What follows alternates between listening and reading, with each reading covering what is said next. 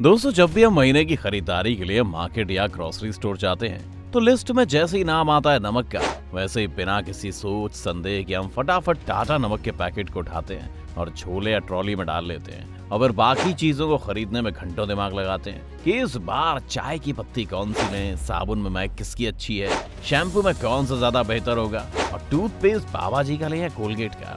इन सब में हमारे पास कई सारी चॉइसेस रहती हैं, लेकिन नमक के नाम पर हमारे पास सिर्फ और सिर्फ टाटा नमक ही क्यों रहता है? और क्या कारण है कि कोई और नमक हम बाजार से नहीं खरीद कर लाते हैं, भले ही वो टाटा नमक से सस्ते ही क्यों ना हो? फिर भी हमें नमक के नाम पर जब तक टाटा का आधा लाल पैकेट नहीं मिलता, हमें संतोष नहीं होता। तो आखिर क्या है कि टाटा सॉल्ट आज भी पूरे देश में नमक के नाम पर बेचा जाता है, और नमक के नाम पर हम टाटा सॉल्ट ही क्यों खरीदते हैं?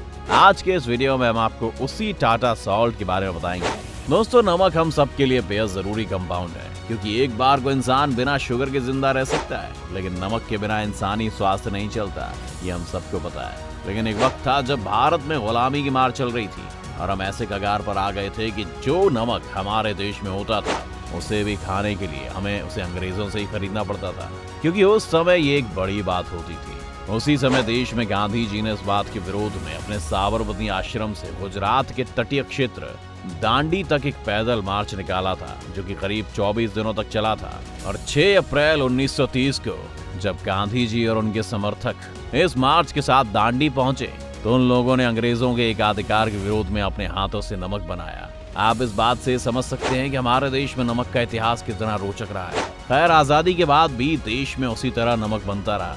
लोग नमक के पानी को समुद्री इलाके में सुखाकर नमक निकालते थे और उसे बहुत ही सस्ते दामों में बेचते थे, जिसमें प्यूरिफिकेशन पर ध्यान नहीं दिया जाता था। उसके बाद 70 के दशक में ये बात सामने आने लगी कि भारत में आयोडीन की कमी से बहुत से लोगों में घेंगा जैसे रोग होने लगे थे। जब ये बात टाटा के ध्यान में आई तो उन्होंने 1983 में टाटा केमिकल्स के तहत देश के पहले आयोडीन युक्त नमक की फैक्ट्री डाली, जिसकी खासियत ये थी कि उन्होंने नमक को साफ करने के साथ ही साथ उसमें आयोडीन की भी जरूरी मात्रा मिला दी, जिस कारण देश के लोगों में आयोडीन की कमी दूर होने लगी। और तब से लेकर आज तक टाटा नमक ही देश की पहली पसंद बना हुआ है। लेकिन देश की फर्स्ट चॉइस होने के पीछे जो कारण है वो जानना बेहद आम है। दोस्तों, अगर मैं आपसे पूछूं कि आपको क्या लगता है, तो आप शायद ये कह दें कि टाटा एक ऐसा ब्रांड बन चुका है जिस कारण उसको पीछे कर पाना नामुमकिन है। लेकिन अगर ऐसा है तो टाटा की दाल, टाटा की चीनी जैसे प्रोडक्ट क्यों नहीं सबसे आगे हैं? आप शायद दूसरा जवाब ये दे सकते हैं कि टाटा नमक की आदत पड़ गई है। तो ये बात भी पूरी तरह से सही नहीं है, क्योंकि अगर ऐसा होता तो कई सालों तक टूथपेस्ट में लोगों की आदत बन चुका कोलगेट पतंजलि के आने पर कैसे निचले स्तर पर चला गया। शायद इसलिए क्योंकि भारत के लोग अपनी आदत बदलने में बहुत देर नहीं लगाते। तो इसीलिए आपका ये लॉजिक भी सही नहीं है। चलिए, अब हम आपको बताते हैं कि असली कारण क्या है। तो दोस्तों, जब भी आप किसी किराने की दुकान पर जाते हैं तो आप देखते हैं कि मात्र 10 पैकेट नमक में दुकानदार की एक बड़ी जगह कवर हो गई है, जिसकी पर पैकेट कीमत मात्र अगर 20 रुपए है, तो उसमें से उसे 2 रुपए का मुश्किल से प्रॉफिट होता है। और उसे ये भी पता होता है कि अगर वहाँ ये टाटा का नमक रखेगा तो नमक लेने आया हुआ ग्राहक पूरी तरह संतुष्ट होकर टाटा का नमक लेकर ही चला जाएगा। लेकिन अगर वो टाटा की जगह कोई और नमक रखता है जो भले ही सस्ता हो, तो उस नमक से पहले तो प्रॉफिट कम होगा, और दूसरा ये कि आने वाले ग्राहक को अगर टाटा नमक नहीं मिलेगा तो वो किसी दूसरे दुकानदार से सामान लेने चला जाएगा, जिससे संभव है कि वो नमक लेने के साथ ही साथ सारा सामान वहीं से खरीद ले। इसीलिए ऐसे में दुकानदार टाटा नमक को ही रखते हैं, भले ही वो कुछ रुपए बाकी के नमक से महंगा ही क्यों ना हो, क्योंकि आज के समय में 1-2 रुपए के लोग वैसे इग्नोर कर देते हैं और टाटा का नमक लेकर ही जाते हैं। इसके उलट अगर दुकानदार कोई महंगा नमक रखता है जिसकी कीमत टाटा नमक से कुछ रुपए ज्यादा हो,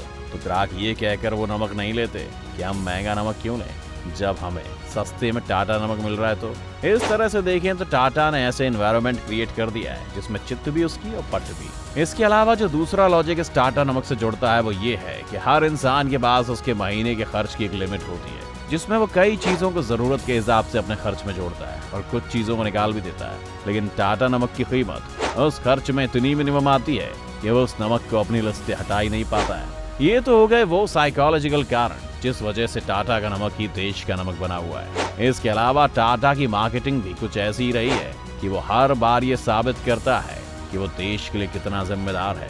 जैसे कभी अपने पैकेट पर ओलंपिक विजेताओं की तस्वीर लगाकर टाटा ने ये दिखाया कि वो भारत की इस जीत में हिस्सेदार है, क्योंकि वहाँ के लोगों ने टाटा का नमक ही खाया है। तो कभी ये ऐड चलाकर कि नमक हो तो टाटा का या टाटा नमक, देश का नमक, क्योंकि हमारे देश में जिसका नमक खाया है उसके लिए वफादार होने की बात की जाती है।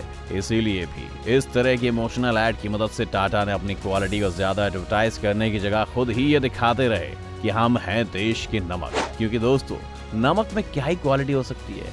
यही सारी मार्केटिंग स्ट्रैटेजी आगे चलकर ये कारण बनी कि भारत के लोगों के मन में ये बात ऐसे बिठा दी गई कि नमक का मतलब टाटा नमक। इसी कारण ये कंपनी ने साल 2021 में अपनी प्रॉफिट में 102% का इजाफा करते हुए करीब 930 करोड़ की कमाई की थी। और कंपनी ने अपने रेवेन्यू में 20% का इजाफा करते हुए करीब 11,602 करोड़ रुपए का रेवेन्यू जनरेट किया है, जो कि एक नमक बनाने वाली कंपनी के लिए बहुत बड़ी रकम है। दोस्तों, ये थी टाटा सॉल्ट से जुड़ी हर वो स्ट्रैटेजी जिस कारण आज टाटा सॉल्ट देश का नमक है।